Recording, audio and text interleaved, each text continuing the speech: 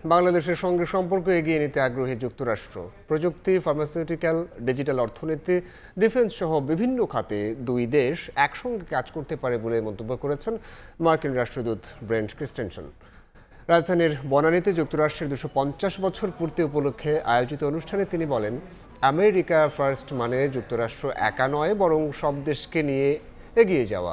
বাংলাদেশে মার্কিন বিনিয়োগ সম্প্রসারণে অ্যামচামের ভূমিকার কথা তুলে ধরেন তিনি। অনুষ্ঠানে প্রধানমন্ত্রীর উপদেষ্টা মাহাদি আমিন বলেন, অন্তর্ভুক্তিমূলক গণতান্ত্রিক উন্নয়নে যুক্তরাষ্ট্রের সহযোগিতা চায় বাংলাদেশ। কর্মসংস্থান সৃষ্টির লক্ষ্যে বিদেশি বিনিয়োগকে উৎসাহিত করতে ব্যবসাবান্ধব নীতিকৌশল প্রণয়ন করছে সরকার।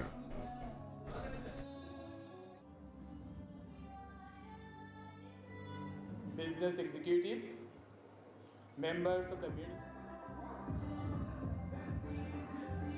ambassador of United States. America first does not mean America alone. During our own revolution, Americans received critical support from friends abroad. We understood then, as we understand now, that strong nations can work together when their interests align, when both sides benefit. That's the basis of our economic relationship with Bangladesh. We want a genuine partnership, one that creates opportunities for Americans and Bangladeshis alike.